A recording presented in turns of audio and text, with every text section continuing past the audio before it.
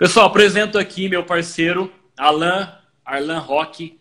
Ele que faz a expansão da marca Cacau Show, é especialista em franchising, tem MBA em gestão de franquias, é autor de um livro também, muito show, e dispensa comentário, seria muitas características para falar do Arlan aqui. Mas a gente sabe, Arlan, que por trás dessas trufas aí deliciosas tem um grande profissional, né? Então, se apresenta pra gente e aproveita e conta um pouco da sua história, o seu histórico profissional aí pra gente, Arlan. Fica à vontade, a bola tá com você. Claro, obrigado. Primeiro eu quero reforçar o agradecimento aí pelo convite, tá? Eu tava falando agora à tarde com o Gabriel que a primeira vez que eu fiz uma live foi semana passada. Esse negócio é meio novo Legal. para mim, mas eu tô curtindo, tá sendo bacana aí, viu? Obrigado pelo convite. Bom, eu comecei a trabalhar com franquia, né? A conhecer, a entrar nesse universo de franquias em 2004. Estou completando aí meu 16º ano nesse universo. E, rapaz, é um negócio. É difícil você conhecer alguém que fala assim: olha, eu trabalhei com franchising e não trabalho mais. Normalmente a pessoa fala: olha, eu entrei no franchising e não saí mais, né?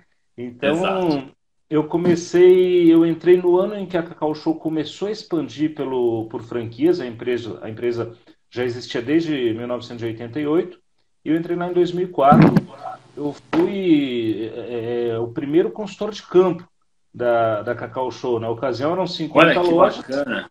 e como tinha acabado de começar o processo de franqueamento, era um dos suportes, né, oferecidos na ocasião, a consultoria de campo. Então foi interessante, trouxe um aprendizado muito grande porque não tinha nada. E quando você está numa empresa menor, numa franqueadora menor, você acaba tendo oportunidade e necessidade de ajudar a participar de todos os processos, construir muita coisa, né? Então eu passei Exato. pela consultoria de campo na Cacau Show, depois eu tive uma primeira passagem na área de expansão, né, na Cacau Show, fui para uma área que a gente chamava aí de operações comerciais, né, que hoje essa área está bem segmentada lá entre o SAF, o suporte de apoio ao franqueado, o comercial e diversas outras áreas. Naquela ocasião, o que a gente chamava de operações comerciais apoiava realmente na operação comercial, fazia o que o SAF faz hoje, fazia com suporte especializado, claro, mas o que hoje uma parte grande um jurídico interno faz, então era meio que bater escanteio e correr para cabecear, né? Olha que Tive a bacana. oportunidade aí também de estar 2 anos na nossa primeira regional. Nós temos 7 escritórios regionais e o primeiro foi no Paraná, em Curitiba. Então morei lá por 2 anos. Quando eu retornei, eu passei por um ano. Tenho uma curiosidade aí, rapaz, que foi na área de treinamento de franchising. Então, a gente, quando começou a formar ali a área de treinamento, o treinamento, a atividade de treinamento de franqueados, de funcionários de loja, ele sempre existiu, mas ele estava dentro de toda essa diversidade de funções que a operação comercial fazia. Então, foi se crescendo, segmentando. Eu, durante um ano, cuidei dessa área de treinamento, que também me ajudou a ganhar bastante aprendizado. Em 2012, eu tive ali.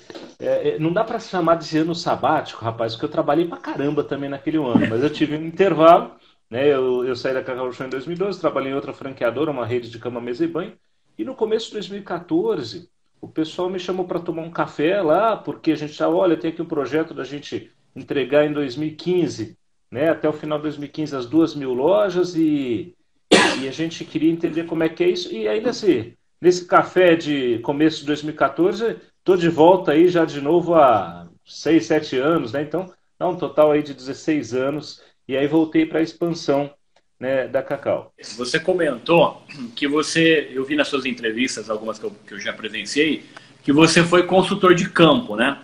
Para quem não sabe, está nos Sei. assistindo, consultor de campo é o que faz a ponte do franqueador junto ao franqueado, né? Ele leva e traz essa informação, é como se fosse o amortecedor, né? Ele traz e vai.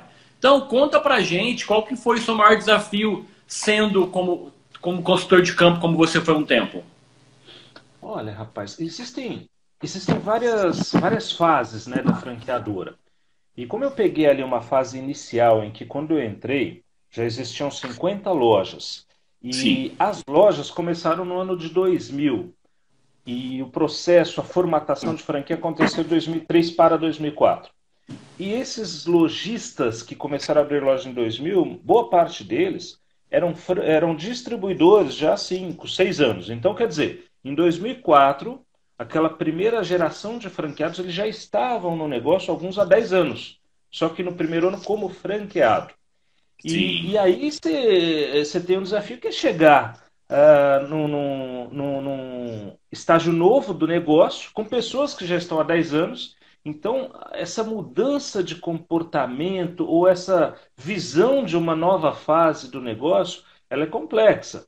Né? Então, não foi Os caras pensam, esse cara veio aqui para atrapalhar, né? Ah, rapaz, mas não foi nenhuma nem duas vezes em que eu vi e falei, olha, obrigado, tá, por você estar aqui, mas a gente não precisa de você. Né? Claro, a gente sabia que não tinha nenhuma pessoalidade naquilo ali, mas também é novo. Tudo que é novo causa algum desconforto. Então, chegou a ter e-mail para a franqueadora, sugerindo ali que o consultor de campo, esse que vos fala, fosse demitido, porque eu cheguei lá me intrometendo no negócio dele. Então, faz parte disso, né? Seja porque era um começo de uma nova época para o negócio, e aí você vai junto com o franqueado desenvolvendo melhor isso, conversando, entendendo, faz parte. Aliás, mais do que faz parte, Gabriel, eu digo que é necessário para quem já tem um negócio que vai passar para o sistema de franquia, porque gera esse impacto no seu parceiro. Né? Ele trabalhava de uma forma e passa a ter que trabalhar de outra. Então, é necessário que exista esse amadurecimento, e se você não tiver um pouco de paciência, ou como se diz muito aí, a resiliência para poder tratar com isso, isso pode virar um problema. Então, a ideia é que esse desafio ele seja conduzido junto com o franqueado, porque ele vai estranhar. E aí, dentro disso, então, a gente tem uma primeira fase, que é de o franqueado que já está no negócio, ele compreender essa mudança. Existe um desafio que, isso tratando ali de uma franqueadora nova, né? O que acontece? Os franqueados no início, eles têm muito acesso ao fundador. Aliás, o fundador é um dos grandes motivos pelo qual a pessoa se torna franqueado. Rapaz, nessa sala tem Denis Santini, tem Adílio Ribeiro, eu vou ficar tímido de falar desse jeito. Mas então... Só tem pesos grandes aqui no franchise, né? Rapaz, é isso aí. Então esse franqueado ele está acostumado a ter acesso ao fundador, ao presidente da empresa. Só que quando começa a crescer, esse fundador, por mais que ele queira, ele já não consegue dar vazão a esse apoio, esse suporte, esse atendimento. Então, aí tem também um sentimento do franqueado de falar, poxa, você não me atende mais, você não fala mais comigo. Então, também o franqueador, é importante ele saber conduzir isso com carinho ao franqueado, porque se ele pegar para atender, ele não dá vazão, ele corta uma parte do papel ali da equipe, do gerente de franquias, do consultor de campo, não é? Então, eu acho que são os desafios iniciais. E aí depois, ao longo do tempo, como consultor de campo, vai tendo um aprendizado muito grande, né, Gabriel? Mas teria causos e causos aqui para contar, mas eu me recordo de um que eu acho que é legal trocar essa ideia, porque, veja, o objetivo desse bate-papo aqui, a gente, né, não tem como objetivo trazer nenhuma solução mágica, porque a gente está vivendo um momento aí delicado, mas trocar ideias, trocar experiências, poder trazer alguns aprendizados.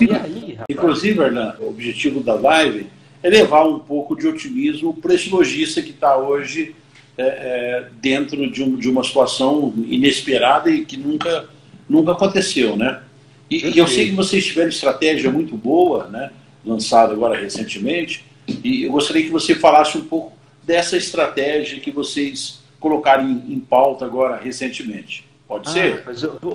Pode. Eu vou comentar isso com vocês. Eu vou só rapidamente concluir esse exemplo que eu ia tratar aqui da consultoria. Foi uma franqueada do interior de São Paulo, eram 2 sócios. Pessoal de um astral super legal. Super legal. E aí um dia eu cheguei na loja, na ocasião consultor, e rapaz, a franqueada, a colega estava cabisbaixa e assim, poxa, como é que você tá e tal. Aí chegou uma hora que ela desabou em lágrima, começou a chorar. Falei, poxa, o que aconteceu? Vamos conversar. O cara estava grávida. Rapaz, olha só, o sócio dela vinha tirando dinheiro do negócio, ela não tinha coragem para conversar com o sócio dela, e aí a gente parou, olha, vamos começar a fazer conta, entender DRE melhor da loja, estoque, não sei o que, não sei o que. Ó, nós estamos falando de coisas imagina, muito mais de 10 anos atrás, e uma unidade franqueada do interior de São Paulo, para você ter uma ideia, eles tinham feito um plano de 10 celulares corporativos. Fala, não, mas a franqueada, ela tinha um negócio. Um estava com o filho do sócio, estava com a namorada do filho do sócio, e aí a namorada do filho do sócio, ela era caixa da situações loja. parecidas também. Rapaz, então, quer dizer, isso passa justamente porque essa proximidade com o franqueado, a pessoa que tem um comportamento invariavelmente de um astral legal, como a gente vai falar daqui a pouco, e você chega lá, ela está completamente diferente.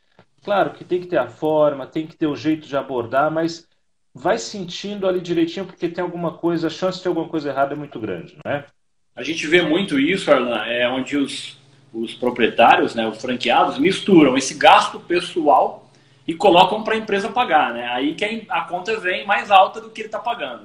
E depois ainda alega que não está ganhando dinheiro. Por incrível que pareça, isso ainda é muito comum, viu? Agora, comentando um pouquinho sobre o momento que a gente está vivendo, né, como a gente tem lidado com isso, como a gente tem percebido alguns exemplos importantes. É um negócio que, gente, se a gente volta no tempo, uns 6 meses, 3 meses, nem precisa de muito, 3 meses, e fala, olha, nessa época do ano vai acontecer isso, mas ninguém ia levar a sério. Fala, imagina, isso é um conto aí de ficção, isso não vai acontecer. E está acontecendo. Todo mundo estava esperando que fosse um ano maravilhoso esse ano, né? Olha, a expectativa todas era caminhando para esse lado, né?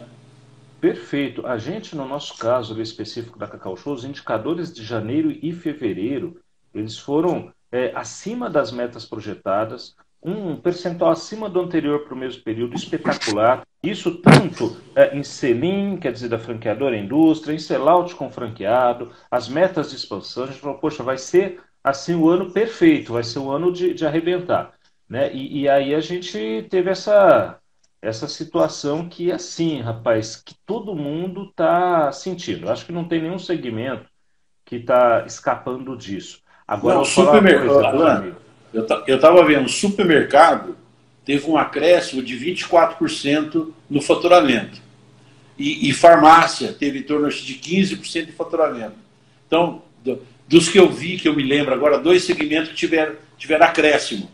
Estão vendendo mais. Mas olha, ainda os supermercados, o que acontece, Rezende, os supermercados, em março, né, eles tiveram um acréscimo ali no primeira quinzena de março, final de março para início de abril, a projeção é de que haja uma sensível queda e estabilização nessa queda, porque teve o fenômeno das pessoas correrem para os supermercados, poxa, que vai faltar isso, compra aquilo. Ninguém soube explicar ainda o fenômeno do papel higiênico. Deve ter gente estocada com papel higiênico aí, que não vai acabar mais, porque assim, pô, né, aquela história. Então, é um negócio que pegou ali quase todo mundo. Agora, imagina quem tem 35%, 30% do ano na Páscoa. Rapaz, mas isso veio com uma, mas assim, com uma assertividade. É um meteoro que caiu, né? Olha, e assim, não tinha realmente, ninguém esperava que fosse dessa forma. A gente se viu de um dia para o outro tendo que se mexer, porque num negócio desse você tem, sabe, aquela coisa de olhar, falar, olha, ferrou. Ou você abaixa a cabeça, cruza os braços, o que eu acho que isso não é opção, tá? Ou você entende o que você faz, se mexe, tá? Se mexe. E a gente começou o que, claro, muitas empresas fizeram, né? Isso foi comum, a desenvolver times, a desenvolver comitês, grupos de trabalho, para principalmente apoiar o franqueado em diversas frentes, porque o franqueado começou a demandar a gente. Falou, olha aí, né? A primeira reação, porque o mundo perfeito nessa história, ou pelo menos o mundo imaginado como perfeito, é o quê? O franqueado fala o seguinte, olha, a gente não vai vender, a gente quer devolver todos os produtos, mas a gente quer todo o lucro como se tudo fosse vendido. A franqueadora fala assim, olha, a gente não quer aceitar todos os produtos de volta, mas a gente quer que você pague todos os boletos como se nada tivesse acontecido. E isso não vai acontecer nem de um lado